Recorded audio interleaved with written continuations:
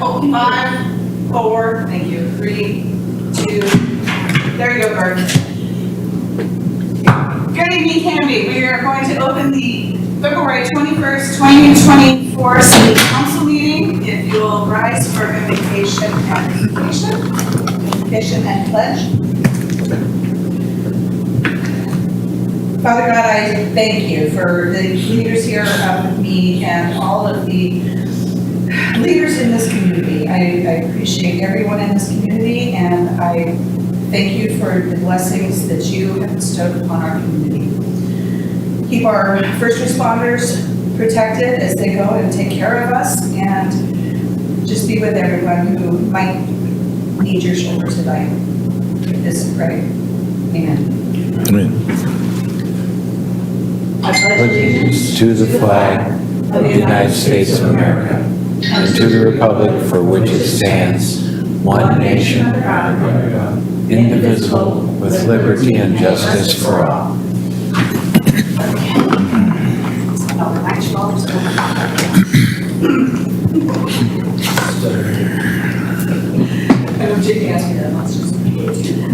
I said, because there's no comma. Go read it. I'm going to turn off my ringer here. There we go. Yes, Gordon, my mic is on now. Thank you. Okay. Councilor Hensley, I just want to let you know that Councilor Patton is online now. Okay, I do not see him on the screen yet. I see Mr. Doofman, but I do not see Mr. Patton. There we go. Okay. Jason, can you hear us? Unmute your mic. There you go. Yes, I can hear you. Okay, thank you, Councilor Patton. All right, we have before you got here, we just did the invocation and the pledge, so we're going into the first round of citizen input and community announcements. I do not have any yellow cards here. Maya, do you have anything? And is there anybody online? There's not. Okay, then moving right on to the consent agenda. Thank you, Council President. I move to approve the council agenda that includes the minutes of the February 7th, 2024 City Council work session and regular meeting, the OLCC annual liquor license renewals, the appointment of member Andrew Hale to the Parks and Recreation Advisory Board with a term ending June 30th, 2025. The reappointment of member Jake Hill to the Canby Utility Board with a term ending February 28, 2027. The reappointment of member Jack Pendleton to the Canby Utility Board with a term ending February 28, 2027. The reappointment of member Nancy Mueller to the Transit Advisory Committee with a term ending March 31st, 2027, and the reappointment of member Greg Perez to the Transit Advisory Committee with a term ending March 31st, 2027. Do I have a second? Second. It's been moved by Councilor Sassy and seconded by Councilor Maldonado to approve the consent agenda consisting of the approval of the February 7th, 2024 City Council regular meeting minutes, the approval of the OLCC annual liquor license renewals, the appointment of member Andrew Hale to the Parks and Recreation Advisory Board with a term to end June 30th, 2025, the reappointment of member Jake Hill to the Canby Utility Board with term ending February 28, 2027, the reappointment of member Jack Pendleton to the Canby Utility Board with a term ending February 28, 2027, the reappointment of Nancy Mueller to the Transit Advisory Committee with the term ending March 31st, 2027, and the reappointment of member Greg Perez to the Transit Advisory Committee with the term ending March 31st, 2027. All those in favor? Aye. Any opposed? Jason? Did he vote? I didn't see him. Aye, sorry, some reason it keeps resetting. I'm not sure what's going on. Okay, well, we only have one more thing to vote, so if you can't use your mic, then just raise your hand as an aye. How's that? And so that passes 6-0. Thumbs down for me. Oh, that was, Oh, if he wants to do a nay. oh, that's true, but you were an aye, right? Okay, so it passes 6-0. Thank you. Okay, that brings us to resolutions and ordinances. We're going to consider ordinance number 1617. This is up for second reading. Eileen, is there anything new about this? There's nothing new to add, no. Okay, does everyone remember what this was when Jerry presented it last time? All right, I'll accept a motion. We lost Jason. He's No, not on I'm here. Oh. I just turned the video off so it's not eating up so much data. Oh, that makes sense. Okay, thank you. Do you have any questions about 1617? No, Okay, then I'll accept a motion. I move to adopt ordinance 1617, an ordinance authorizing the city administrator to execute a contract with Hapner, Hoff, Peterson, Rig Hills in the amount of $148,500 for construction phase engineering services for the Canby Auburn Farms Park development. Second. Okay, that was a mouthful. That was, motion was made by Counselor Davis, second by Counselor Sassy, to adopt ordinance number 1617, an ordinance authorizing the city administrator to execute a contract with Harper Hoof Peterson Rigelis for the design and construction phase engineering services for the Canby Auburn Farms Park development. This is for second reading. Roll call vote, please. Counselor Patton? aye. Counselor Maldonado? Aye. Counselor Davis? Aye. Counselor Stearns? Aye. Counselor Sassy? Aye. And Council President Hensley. Aye. That passes 6-0. Okay, old business. Do we have any updates on this? There's no Don't- updates, no. Didn't think so. Okay. The mayor's business, the mayor's out this evening, so we will move on into counselor comments and liaison reports, and we'll start with Counselor Maldonado. I have nothing to say. Nothing to date. Okay. Counselor Sassy. Thank you. I had a library meeting Tuesday, and they wanted to spread the word again that their new hours of operation begin March 4th. They will be open later. They are going through their goals. They're going through a teen liaison application. The teen that they have now is graduating, so they're opening that up for a new one. They're going through their donation policy. They had some problems with people bringing everything, so they're trying to refine that. And that's about it. And they're working on the report.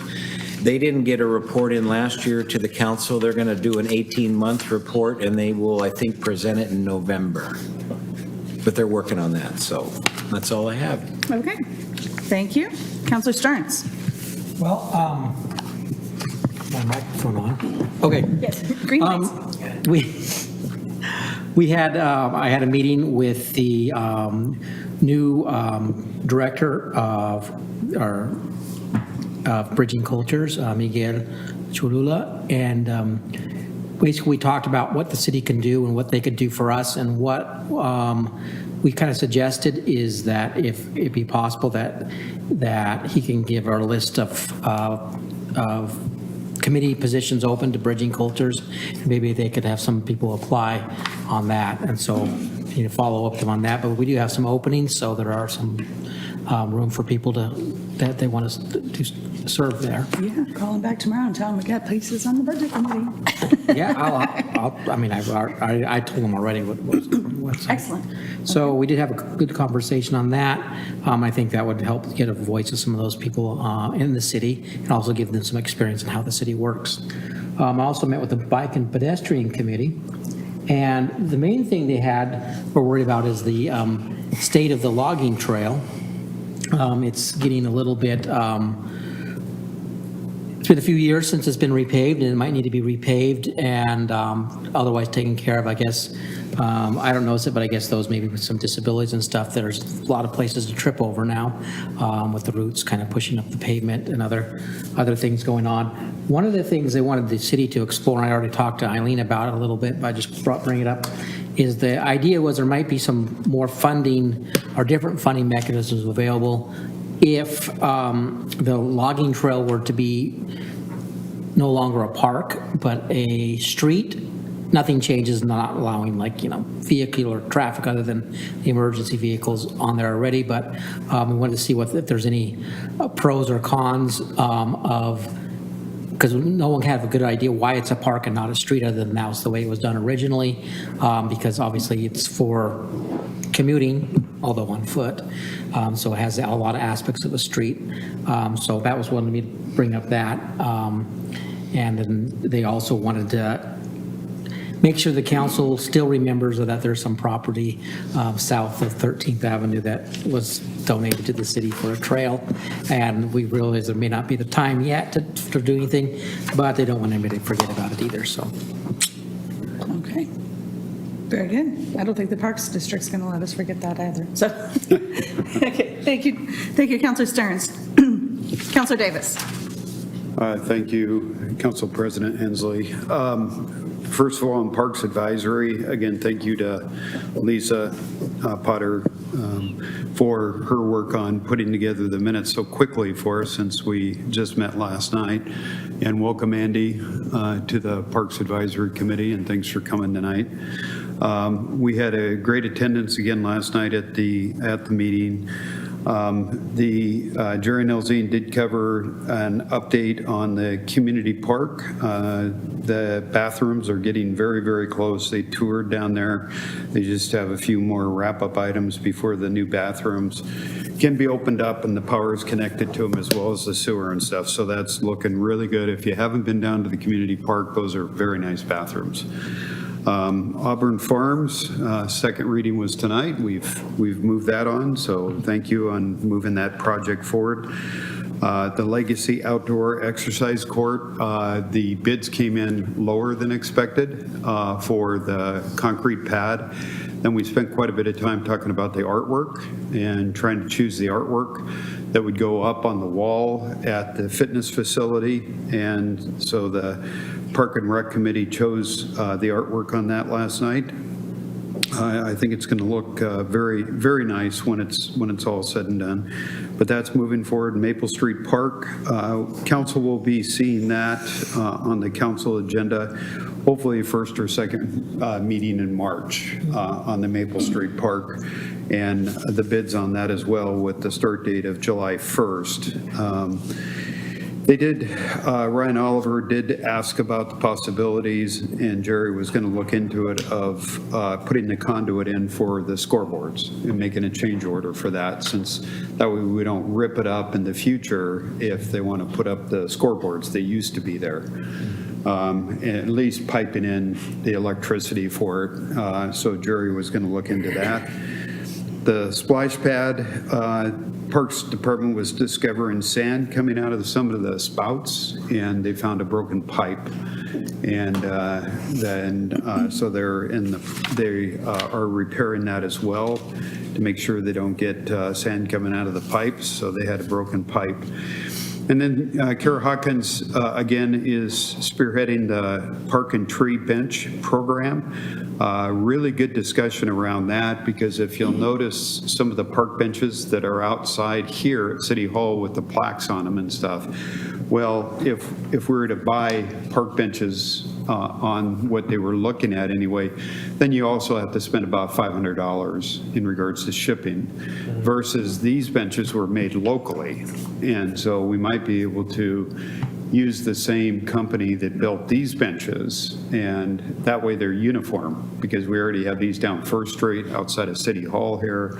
They're steel, they're very supportive, and the plaques go on them very nicely as well too. So that way at least they would be uniform. So they're going to get some prices on that as well. So and then Jerry covered, the committee again covered the CIP projects and requested that those items be moved forward in the planning for the budget, all out of the Park Master Plan, continuing to work on the athletic fields and co-geo proposal to invite to look at a Wait Park Master Plan in this next year budget, create Ivy Ridge Development Plan, and develop a dog park in the industrial area on a proposed site in the industrial area in conjunction with the Walnut Street extension. So those were the big items out of the Park and Rec, and so the committee's hard at work at that. The Adult Center, not much to report on that other than the fact that they're busting at the seams up there. Their Valentine's luncheon was packed, it was full, and they're now taking reservations for St. Patrick's Day luncheon up at the Adult Center, which is March 14th, and signups need to be in by February 26th for people that want to attend the St. Patrick's Day luncheon. I have a few other items, and I don't know if now's the appropriate time to bring those up. We can do that, or we can just go through the rest. We can have Councilor Patton report out. I can come back to you after we finish Okay. this. I know there's not a new business item like there usually is, but we could just circle back to you after we're done if you want, if that's okay. Sure. Okay, Councilor Patton, do you have anything to report? Oh, looks like you went to the islands. No, I am coming to you live from La Mariana Sailing Club tonight, and so I am going to reserve my comments until I am live in studio next time. Definitely loving the shirt. Jason, where are you at? I am at La Mariana Sailing Club in Honolulu today. Oh, So he truly is in the islands. I was joking. okay. Okay. I arrived in Hawaii at noon Hawaii time today. That's awesome. All right. Well, enjoy your vacay. We'll make this brief, and you can get onto your vacationing. I don't have a lot to report. I do want to thank the Canby Adult Center and the VFW and American Legion folks for hosting, again, a wonderful Iwo Jima ceremony on Saturday morning. I said a little prayer as I pulled into the parking lot and we were being poured upon. I said, please, Lord, give us a little bit of a break in the sun and the rain, and He provided. So we were able to do that ceremony as we always do, and it was always a lovely event, so I was happy to be able to participate in that again. I don't really have much more to report this time, so we'll circle back to you, Councilor Davis. Thank you, Council President Hensley. Did you have a letter that you needed to read in, or are you going to do that Goodness, under thank comment? you for reminding me. Yes, I will do that right now, and then we'll come back to you. I do have a letter that came in. It would be under council or citizen comment, but we'll just backtrack here, and I'm going to read this. What was presented from the Canby Area Chamber of Commerce. Director sent this in. It says, Dear Mayor Hodson and members of the Canby City Council, on behalf of the Canby Area Chamber of Commerce, our Board of Directors, and our Government Affairs Committee, I am writing to express our enthusiastic support for the proposed sports complex in Canby, Oregon. This project is a win-win for our community, offering economic benefits to local businesses, fostering a vibrant community atmosphere, and most importantly, providing invaluable opportunities for our youth. Second item says boosting local businesses and attracting a hotel. The influx of athletes, families, spectators drawn to the complex will generate a vibrant economic scene. Restaurants, retail shops, and gas stations will experience a welcome and much-needed surge in revenue, which over time can lead to job creation and growth. The potential for partnerships with local businesses for concessions, catering, sponsorships, and merchandise sales adds another layer of economic development opportunity. The presence of a hotel, attracted by the increased demand for overnight stays, would not only cater to the sporting events, but also serve as a valuable asset for other events and business travelers, further solidifying Canby as a destination that we need. Attracting hotel also means that additional grant funding that comes from state lodging taxes will be made possible for area nonprofit organizations who don't benefit from that right now because we simply don't have those funds coming into Canby. One only has to look at the success of Medford's sport complex to understand the intrinsic and exponential value of having a sporting arena of this nature in our area. This was a controversial issue for them as well, but when you look at the initial outlay versus the $160 million in economic activity since they opened, their return on investment was well in excess of their expectations. In 2023, their sports complex hosted 41 tournaments, which accommodated 1,716 teams, including 775 teams visiting from outside the greater Rogue Valley. Each out-of-area team brought in thousands of dollars to the Rogue Valley in lodging, meals, and other costs. And based on the survey data, each youth baseball team spends about $7,000, each youth softball team spends about $10,000, and each youth soccer team can bring in about $10,000 over the course of a weekend. The source on that was Rogue Valley Times. Having an event planning background, I personally attest that having events has a huge impact when you can draw tourists and patrons from outside your local area who can bring their hard-earned dollars and spend them in Canby. One of my events generated approximately $1.5 million over a 5-year period from visitors and overnight stays, which are crucial to success.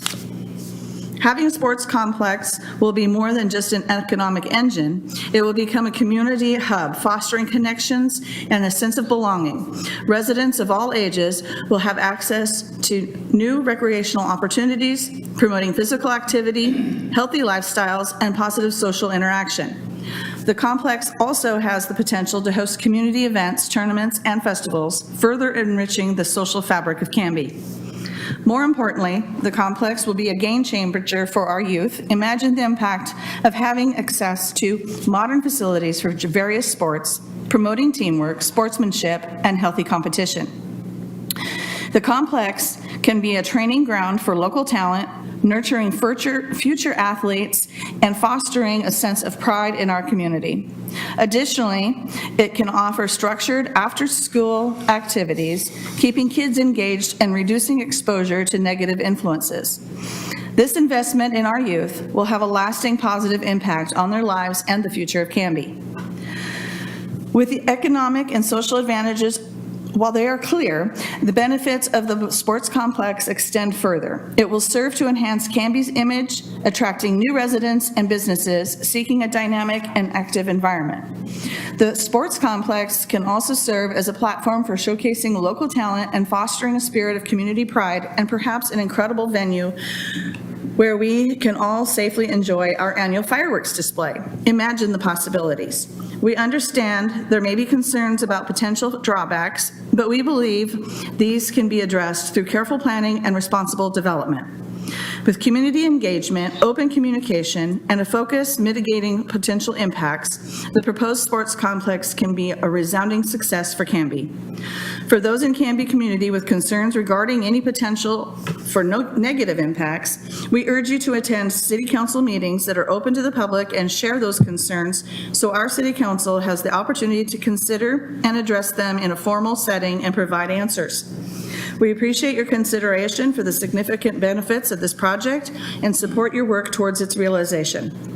We are confident that the proposed sports complex will serve as a catalyst for positive change and contribute to thriving and vibrant Canby. Respectfully submitted, Belinda Goody, Executive Director and CEO of Canby Area Chamber of Commerce. There we go. Councilor Davis. Thank you very much. And it was I think a very informative letter, plus the article that I provided to each counselor tonight too in regards to the actual milestones that were reached at the Medford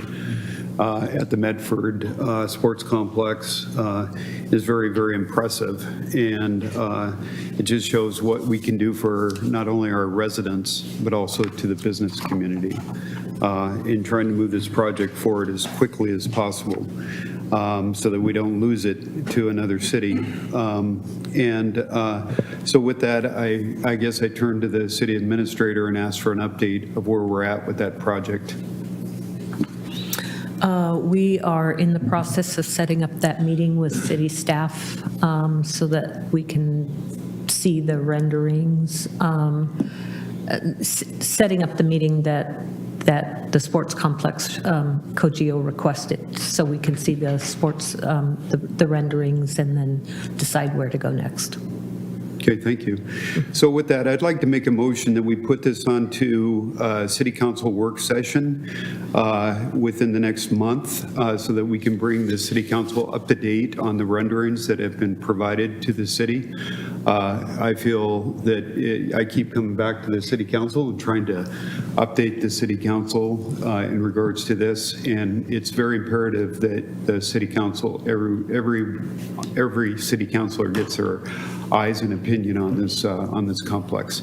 So with that, I make a motion that we ask the mayor and the city administrator to schedule a work session as soon as possible so that we can present this to the City Council. Okay, motion's been made by Counselor Davis and seconded by Counselor Maldonado to have the mayor and city administrator put a meeting with an update for the Cogeo project as soon as possible. I do believe I heard you say within a month. Yeah. Right. Any discussion? Counselor Stern? Yes, I keep saying proposed proposals. What, I mean, maybe that'll be answered in a work session, but maybe I'm in the dark or I haven't followed along. What is the proposal? Where is it? We have a land that's been purchased, or? Yeah, and that's, we're going to have to leave it up to our city administrator and to our contract attorney to make decisions for us in regards to what would have to be handled under executive session versus open work session.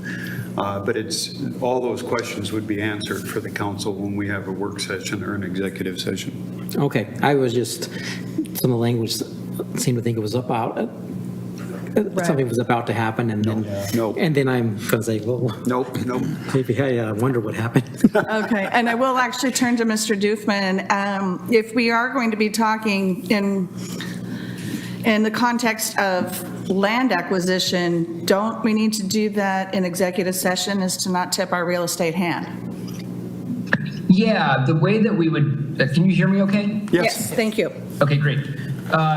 In order to have the executive session for real estate transactions, the way that the Attorney General has looked at it is that we have to be, I would say, close to having an offer if we're going to be buying something, right? So in this case, it would be something that the city, as I understand the idea, that the city would be proposing to purchase a potential property. So, I think it's okay, certainly if there's been an identification of the specific property, we would not talk about what price we would pay. That would all certainly be reserved for an executive session. Specifics about the, I guess I'll call the deal or the offer. Broader topics, and that's kind of where I understand the city, is now about, the pros and cons of potentially doing it, budgetary issues, those kind of things that would be sort of preceding an offer. Those are the types of issues that would be discussed in a work session or a regular meeting. Okay, thank you. Any other questions for our attorney? I have some questions. Okay, go ahead, Counselor Patton. So I guess I will say this, and I've said this before. I have no problem with investigating and possibly moving forward with the sports complex, but I have asked several times for data about what this complex is going to entail. If we do not have enough money to hire a full-time city attorney, I question how we are going to have enough money to build a $30-some million sports complex on property we don't own that we're going to need to buy, and then somehow maintain that with a parks maintenance fee that we have a sunset on in 4 years, and then also build our own hotel and manage that as well. I have got to say I am pretty disappointed in the fact that there are some things that are happening that get bound up in analysis paralysis, but this one seems to be bigger than any project we've done in the past, and we want to push it through. So you show me the numbers, and I have no problem getting behind it. But I am not going to be a counselor that saddles this city and its citizens with a multi-million-dollar complex that it cannot maintain. Okay, thank you, Councilor Patton. I can appreciate those sentiments, and those numbers, I would assume, would be part of our discussion in a work session. That's correct. And Jason, thanks for your comments. And you're absolutely right, and that's why we need to start those discussions and get the council's concerns or questions, out on the table. I can tell you that as the park committee has been looking at this into the future, there's even updates that need to be made to the city council on what does a park district look like moving forward. Is that something that the park district we need to consider moving forward as well too? Because as of the last meeting, when people were not even aware that the parks districts has already brought in their boundaries, that's pretty concerning that we haven't done a good job in regards to informing the rest of the council on what's happening. And now that we have Mr. Hale on the Parks and Rec Committee, he's very familiar with exactly what's going on with the Parks District boundaries and things like that. So there's a lot of options out there and questions that need to be answered to the city council. So I appreciate your comments. Any other discussion, questions? Yes, Councilor Stearns. I just kind of want to reiterate what Jason was saying. I'm not opposed to the concept of it, but I could be opposed to the execution of it if the execution isn't well thought out. I wouldn't want to. I want to see how all that money that comes into the city translates into money to maintain it, because without that money there, then I can see it being a good or a bad thing. So, right. Yeah. Yep. Good comments. Yeah. Anything else? Okay, I have a motion to put this on the calendar, and it's been seconded. All those in favor? Aye. Aye. I Okay, very good. I think that was pretty clear. The marching orders there? Yes. Okay.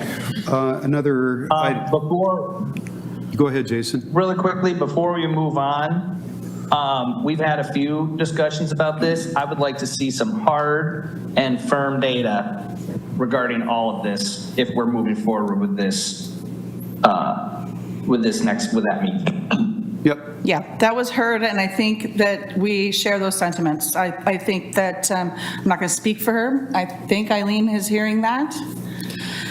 About getting data and numbers and what it would look like as the whole project? I think the first place to start is to look at Medford's project and figure out, how much is it relatable? Is it the same acreage, in other words? Same approximate number of facilities and all of that. So are we talking about the same project? Apples to apples. And then how did the Medford community pay for the project, capital, constructed, and then how is it operated and maintained? Yep. So those are three hard data points that I think can be relatively easy to get. And do you guys have this for the record? Yeah, I Okay. took the one that was here. So, Oh, okay, yeah. very good. And actually, that means then that Councilor Patton probably didn't get this, so maybe if you No, could. Eileen took his. Yeah, if we could maybe email this to him, so he has the same document we're looking at? Okay. And I think Thank we you. can have that data from the Medford project for that meeting, correct? I'm hoping so. Okay, I think that's the Yeah. point that Patton. Yeah, I think that is the point. Okay. And I don't see why not, but I don't want to commit the city of Medford or the Medford community either. So, Okay. yeah. All right, that's fair. Okay. Okay, the next item I just wanted to bring up was our council goal-setting session. I didn't really feel we got out of there the outcome of what it is we were there for. I think we spent a lot of time, which I really appreciated, the management profiles and things, but to me that was more in regards to for the department heads. And then when we got into some discussions, the counselors were limited to 2 minutes for comments. And I spent a lot of time presenting information to Sarah, documenting information and giving it to her that was never brought up in the goal-setting session. And I'm still not clear today what we came out of there with. I know that we're going to have another report of the goal-setting session sometime in the future, but I would really like to schedule another session with the council and the city administrator only, so that we can review the old goals and what goals we're carrying forward and new goals, and especially the information that was provided to the consultant that was never brought up. And so with that, I don't know if I need to make a motion that we schedule another work session for goal setting as soon as possible, because we're in the process of budget, and with budget, hopefully we're budgeting around goals. And so I guess I'd make a motion that we schedule a work session on goals and objectives as soon as possible, so that we can review the old goals as well as doing the new goals. Second that. Okay, I have a motion made by Counselor Davis and a second from Counselor Stearns to schedule a work session ASAP to reopen the conversation about goals and objectives. Any discussion? I think I'll start with concurring with your sentiment. I feel like Friday was an exercise in futility at some points, and we really didn't come out of that day with what we expected to come out. I don't think the outcomes were there. I feel like we were guided and curtailed a bit. We didn't really get to discuss the goals as what we all had on our minds, and I feel like when we actually got to reviewing the old goals and tweaking them and whatnot, that process was very rushed. And so I just don't feel like we came out with what we needed to. And there's some discussions that happened Friday that need to be reopened. So I would concur. Any other thoughts? Councilor Maldonado. I would agree. one when you're ready. Okay, just a moment, Councilor Patton. I would agree. I feel as if there's way too much that was trying to be jammed into one goal session. And It was a jam-packed. We didn't really have enough time to go over the old goals and try to reevaluate new ones. I believe it was, I would have to say it was because there was so much going on at the same time with council and with staff. I would agree that I believe a second session with just council would be extremely beneficial. Okay. Councilor Patton? So first I will say, I think that I agree that we did not get a chance to spend as much time on the goals as I would have liked. I will say that I think having the directors there was a benefit, and that is something new. So by adding something new to that process, it is obviously going to change the dynamics of the overall process. But I am going to be drop dead brutally honest with you all right now. There were two things that were brought up at that meeting. Whether we as a council are the ones to decide whether the city administrator has the power to make all of the employees come back to the building or not, and whether our city administrator or us has the power to discuss contracts or having a particular department. If those things had not been brought up during that meeting and the time spent on those, and a separate work session be scheduled for those things, we probably wouldn't have been so rushed with our goals. I feel that there were some folks in that room that had an axe to grind, and that, in my opinion, that was not the place to grind that axe. There are other avenues for it. So, that being said, I am not opposed to us finalizing these goals and cleaning them up, but I think that we need to make it very clear what the goal is in setting those goals. And those two topics are not among them.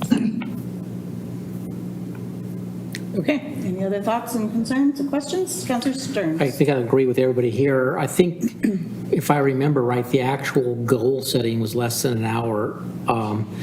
for an all-day session. I do appreciate the input of the department, because they can give sometimes a reality check on, whether we're doing this pie-in-the-sky goal or something doable. So I'm not opposed to even having some of them present. I don't know whether they, but I'd like to have a more unstructured way where we can make ourselves heard, even if we disagree with each other, that we, because it's not important just that somebody's going to prevail on any kind of disagreement, but I think everybody needs to be heard.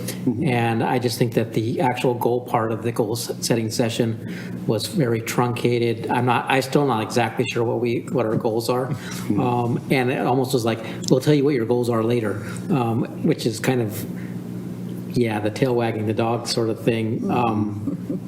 So I'd appreciate maybe a round 2 that's just on the goals themselves. But now that we all know what color we are, we can go on and move on to the next thing. No, I mean, I think it was interesting and good. I'm not upset with it. It's just, I was almost thinking, although it was a long day, that we could have done with a 2-hour break and coming down and actually done the goals later or something, but that was just me. Okay. Councilor Sassy, do you have any thoughts? I kind of agree. I thought we were on the, I didn't mind the profile thing. I thought we were on it a little bit too long, and I was ready to get to the meat of the issues, and I wouldn't mind having another session where it's just us. Okay. All right. Then I guess we'll, go ahead. If I can make a couple of comments. I too agree. I helped Sarah design the agenda, so we knew that it was going to be a lot to cover for the day. And I wish we had, another couple of hours to give to the goal refinement piece. And I think you would have felt more comfortable in that environment. We are meeting tomorrow, the leadership team, and we will do some refinement of those goals so that what gets presented in this next workshop will have the department directors kind of, this is what we heard and how, and what we can do is present that and then say, essentially, how do we do? And if we didn't do well, then the council can further refine those goals. So I think that, having another session certainly fits within my desire, because we did not spend enough time setting those goals. So, but just so you know that your leadership team will be meeting tomorrow, and they'll be doing some of that refinement, and then that can be presented to the council. I can appreciate that, because certainly the leadership team is going to have a goal plan, a work plan, but it is that. It's a work plan based on our goals, and we didn't really get to setting our goals. So I will be interested in hearing what they have to offer and their feedback from what they got from Friday. Right. But to quote Councilor Stearns, it feels like the tail wagging the dog here. I mean, we're supposed to say, these are our goals and objectives, and then staff says, this is the work plan that we can do to make those things happen, or you guys are crazy, it's not going to work. That's, but I feel like we didn't get to that point yet. So is it, do we have a work session scheduled for before the next meeting, the first one in March? I don't recall, that's why I'm asking. When you have a moment, I have something else. Okay, just a second.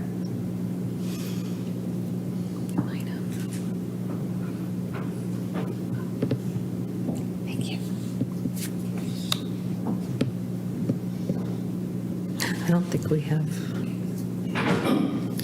So do we have time to do this? I'd rather do it sooner rather than later, because we haven't done this piece that then gets us to the piece where we outline your goals and expectations. So we kind of need to get these things checked off so that we can get to that piece for you.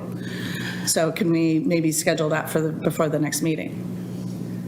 That Wednesday.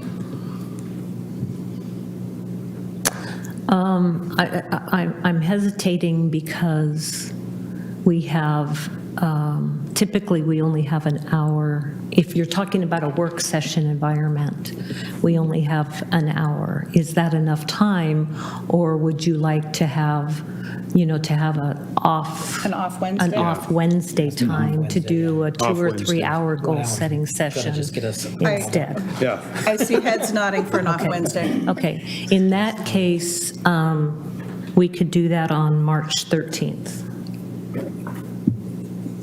Okay, March 13. Is that Counselor 7 days Patton, did you have a after? question, a comment, concern? Yeah, so something else I'll just throw out here is tonight we have just sent 2 very beefy things to city staff and city administration. And I'm not opposed to doing these things, but I will just say that I'm a little disappointed because there have been times where I, as a counselor, have asked for information that is considerably less than this, and my hand has been slapped with trying to get that information from staff. So I would hope that the next time myself or any other counselor has remedial questions or requests information from staff similar to this, that they are not hampered or chastised for their desire for this information. And also, I think we need to let Eileen and staff think about this so that they come back to us with a realistic plan of when they're going to bring this information to us, because it does no good to try and pivot on this midway through the process and end up with a result that is still not acceptable to members of council. Comment? Okay. And are you talking about the information for Cogeo then? Because I feel like we're talking about 2 different things at the same time. You can interpret it as you wish, but we are currently talking about this situation. Okay, Counselor Davis. Thank you.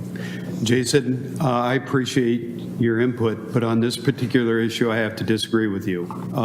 The information was collected from our consultant, and I spent a great deal of time, along with other counselors, providing information to our consultant. That information's there, it was just never brought up. So all we're talking about is reviewing last year's goals, which ones we're going to carry forward, and any new goals that the council agrees upon. And I think that that's not asking staff to do a lot of work in order to make sure that we have council goals. It's the council that needs to establish those goals, not the staff. And so we're not asking staff to do the work. Right. We're asking the consultant to do their job that they were supposed to have done last Friday, which was not done. And so that's why I made the motion that I did, and I guess I'll call for the question. Okay, question's been called, so we're going to end debate. All those in favor of having a work session scheduled for March 13th to reopen the conversation on council goals, all those in favor, say aye. Aye. Aye. Counselor Patton? I'm going to say aye, but because this is being scheduled so quickly, I am going to have to look at my schedule to see if I'm even going to be in town. I set my work schedule several months out based on the agendas coming up, and so I'm going to have to take a look at that. Okay, that's fair. And if you are out of town, we could probably hybrid it like we are right now. I will ask, I know we normally schedule work sessions for 6 p.m., but we do have folks who commute from the west side, so we're thinking maybe 6:30 to 8:30 would be easier for people to get here on time, if that would 6:30 be did. workable, if it's possible. I'm sure the mayor would probably appreciate that as well, since he's also coming from that side of town. Yeah. Okay. So I just want to make sure that, given the discussion that you're having, what I'm sensing is we have March 6th, we had set aside the hour ahead of time for the judge's evaluation. Yes. So that's March 6th. March 13th would be goal setting. And so March 20th, Dawn asked for some time, but I think that can be shifted back into April. So on March 20th, we would have the work session on the COGEO matter. How does that sound? Good. Okay. Sounds good. Sounds Okay. like progress. Thank you. Anything else, Council Davis? Yes. Oh, okay. So with that, as Jason brought up in his thoughts, that calling employees back into work on remote work is the decision of the city administrator. I agree to a certain degree, but when I continue to receive, and I'm here to represent the citizens, and when I hear from the citizens that they're upset of work hours at City Hall being from 9 o'clock till 4 o'clock, do the math, that's not 8 hours, okay?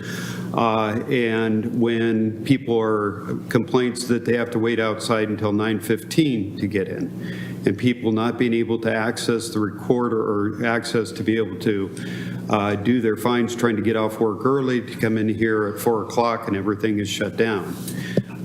That goes to public service, and so I'm concerned about that because I do receive those complaints. And that's what we're here for, is to receive input from our citizens on frustrations that they have. And the second one is when Sarah ran the goal setting, she gave us all 2 minutes to talk about remote work and cut us off. And I was cut off 2 or 3 times during that process, which I did not appreciate. But with that, my feeling was that we should have raised the hands of the city councilors that would like to have employees report back to work and eliminate all remote work, other than allowing the city administrator some variances there based upon family emergencies or something like that. But that's the city administrator's job, Our job is to make sure that the public is getting what they pay for. And so I just wanted to make that comment that I'm not pleased with the outcome of that, but I would like to actually, in the future, have this for further discussion with the city council so that the city council has time to discuss this with the city administrator in regards to why we should continue to maintain remote work. It makes no sense to me. And when I heard a majority, at least 4 people, speak towards not liking remote work, and then being told the consensus was it should be left up to the city administrator by our consultant, it was offensive to me on the way that she handled that situation. So I would concur. So what I think I'm hearing you say, Councilor Davis, is you would like the remote work conversation to be on the agenda for the work session on the 13th. Whoa. Councilor Patton? Okay, so if we're going to have a conversation about remote work, that needs to be its own work session. As I said before, remote work, and if the next conversation is going to be about our IT department, those are loosely related to the goals if you want to tie them to customer service. I'm fine with having more of a discussion about this, but this is a very polarizing topic, and I do not want it to impede the group's ability to set their goals. The next part is, we have talked about this hybrid work model many times, and we keep going back to it is a city administrator decision. I will just point out that while we all did get 2 minutes to discuss this during the goal setting session, I too was cut short, but it was made very clear that if there was not a majority of council that agreed that this should be a larger topic, that we were going to move on. And a majority of council at that time chose to move on from those topics during that work session, during the goal setting session. I did not hear that. My question is, if there is a concern about the hours of operation of City Hall, has anybody asked our administrator if the hours, the like open time and close time of City Hall can be adjusted? Rather than going after what she can and cannot do with her employees? That's a question. I would say it'd be a lot easier to get people to come back into the office than it would to be a shift a whole town or city hall hours. Well, we've already shifted them. We used to be 8 to 5. But that's, I'm just I don't think that's his that's- question. Wait. I don't think that was his question. Counselor Patton, you're wanting to know if anyone has asked Ms. Stein about this subject. I'm asking if anybody has asked her, Ms. Stein, if there is a way to modify the open and close times of City Hall so that customers have access earlier and later in the day. Or if the conversation has simply been focused on all the employees have to come back to work, and we're talking about 18 employees out of 120. Right. Well, the majority of the people in this building, but that's beside the point. The point is, Ms. Stein, have you been asked about the City Hall hours? Well, I heard in the goal-setting session on Friday, and as I indicated, we are also going to discuss this tomorrow. And I want the city department directors to explore the possibility of how we can get back to covering what I heard was 9 to 5, a 9 to 5 schedule. And can we do that and still allow and offer employees a hybrid work option? I think we can do it, but I wanted to hear the department directors, their thoughts on the matter tomorrow. So we were going to discuss that tomorrow. The other thing that I would say is do not add this. This is a controversial topic. Do not add this to your March 13th session, or we will never get to the goals. Right. So I would not recommend that it be discussed on March 13th. Okay, and that's fair, but to that point, I just want to say I did go to high school in Milwaukee, but I'm pretty sure I can count to 6, and 4 is a majority of 6. So she did not have a consensus to move forward. I don't know what kind of math she was doing, so. We're going to move on from this subject. The schedule's going to be March 6th is the next meeting. The judge's evaluation will be the work session ahead of that. March 13th will be a goal-setting discussion, and then March 20th, we will have a regular business meeting with a COGIO work session ahead of that. Is that what everybody here understands? Okay. I have a question about that COGIO one. Is it 1 hour or 2 hours? That will We're be going to be discussing that. that one will be a 6 o'clock ahead of the 7 o'clock business meeting. It is going to need more than 1 hour. I'm telling you right now. Well, it'll be the start of the conversation. I mean, really, we don't have, pardon? Part one. It'll be part 1, exactly. I mean, we need staff to bring us the data and start the discussion. And basically, it'll be a presentation to us. I don't know that we'll be discussing a lot because I have a hunch that we'll be getting a lot of information that night. So it'll be part 1. We'll probably continue a part 2 work session in the first part of April, would be my guess. Yeah, I'm seeing heads nod. So are you okay with that, Councilor Patton?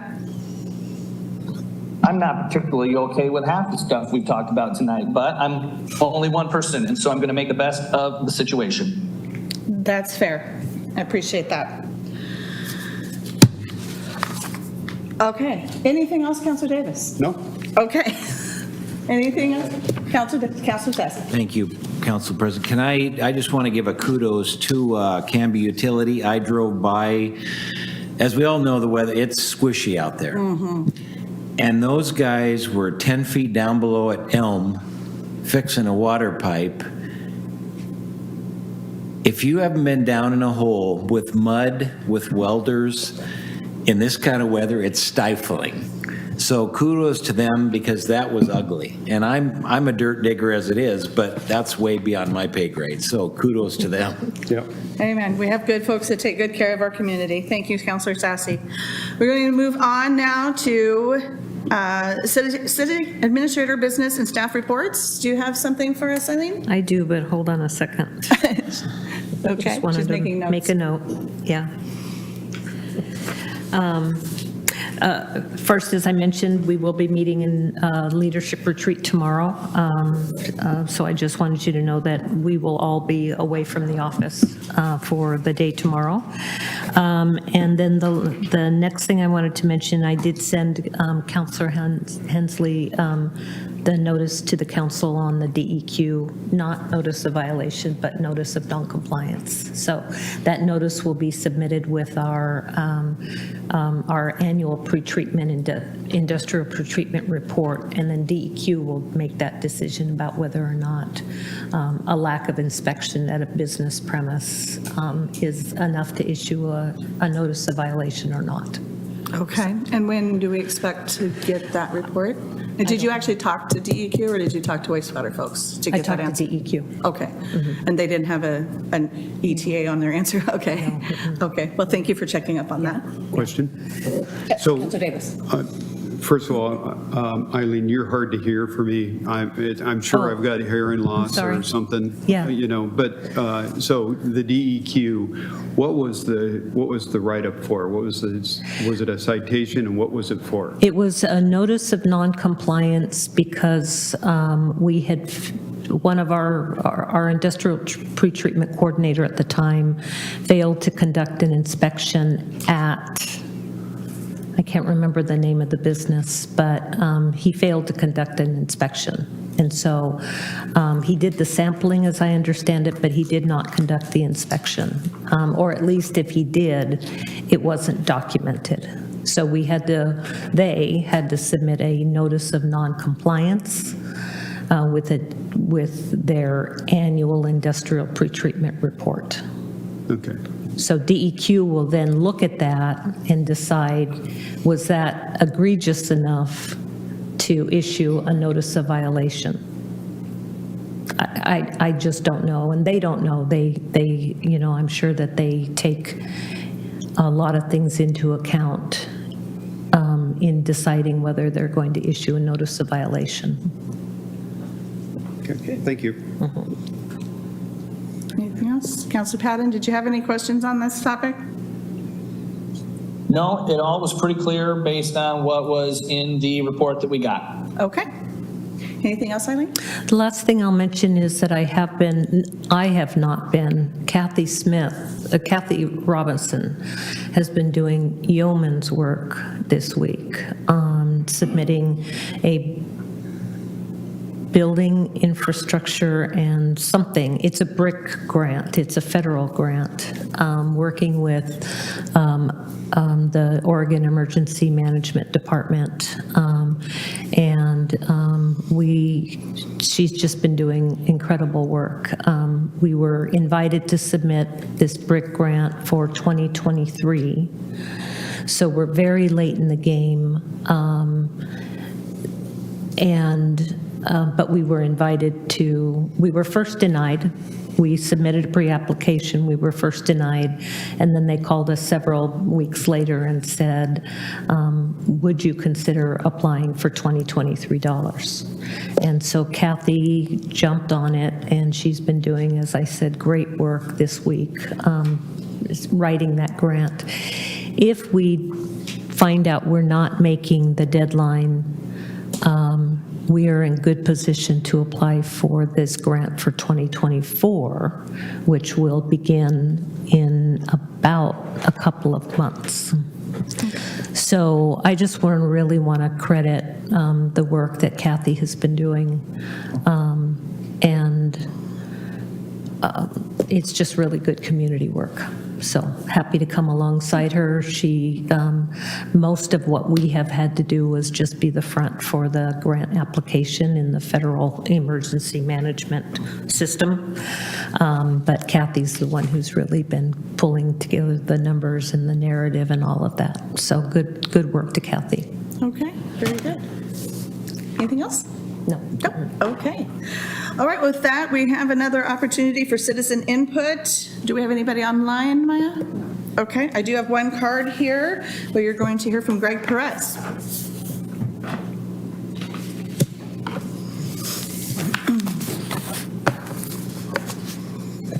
Good evening, I'm Greg Perez, I live here in Canby.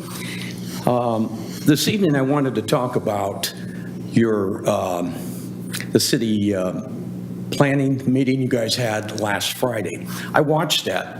It was probably one of the most ill-informed, unorganized, and one-sided mediation of what was going on that I've ever seen. If this is the same consultant agency you've been using in the past, I would strongly advise you or just suggest that you get somebody else. Because if they were here before when the community was doing and giving their input, everything was just short and just cut short and nobody could actually speak their piece. I noticed that each and every one of the city councilors only received 2 minutes. You cannot do anything and conduct a meeting like you did in planning in 2 minutes for anybody. So you're looking 2, 4, 6, 8, 10, 12, 14 minutes. You can't do that. That's a whole day thing to where you can speak freely and not be cut off. And sure, there might have been a couple of subjects that weren't supposed to be in it, but I'll get to those. But anyway, I thought that it was a waste of time for these individuals. I felt that they didn't get anything out of it because of what I've heard this evening. And then it just wasn't well put together. And it's a shame because we're a city of 19,000 people. We're not operating like a city. We are not. You don't have boots on the ground here with people. We have an $8 to $10 million building here, and you got 6 people working outside the office. You might as well start leasing those offices so we can make some money and put it in the budget.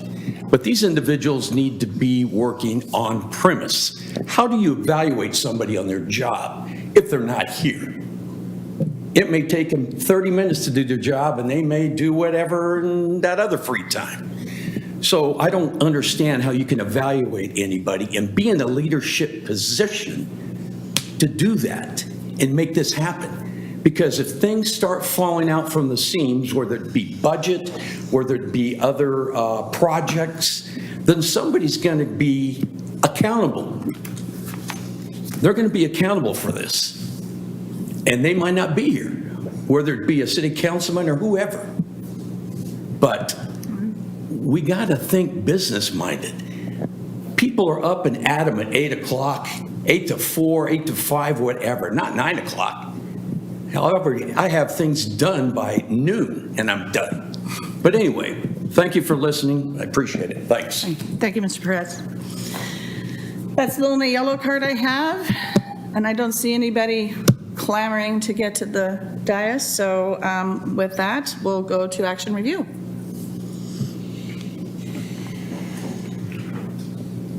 All right, bear with me because there were several items and I'm not sure if I have my dates correct, so feel free to chime in. You've approved the consent agenda, adopted ordinance number 1617, approved to schedule a work session on the sports complex on March 20th, and scheduled additional council goal session with just the council on March 13th. Correct. Well, council and city administrator, right? Yeah. Okay. Yep. And we still have the judge evaluation for March 6th, correct? Okay. And are we going to get those evaluation forms emailed to us ahead of time? So we can kind of, in my favorite word, noodle what we're going to talk about? I thought we had done that already, but I will check. Oh, we might have. I haven't, to be honest, I haven't checked my email today except for what she sent me about tonight when I saw that pop through. So I will double check. So I appreciate that. Thank you, Eileen. Okay. With that, Counselor Sassy. So on the evaluation of the judge, I've never even met him formally because he couldn't make it when I got sworn in.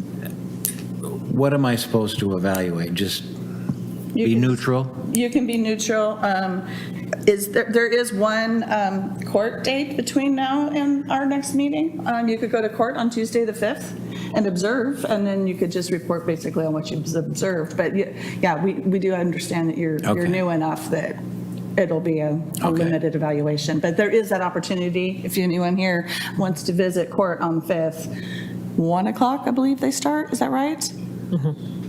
Thank you. So yeah, you could just go sit in the back of the room and observe. Thank you. Uh-huh, you bet. All right.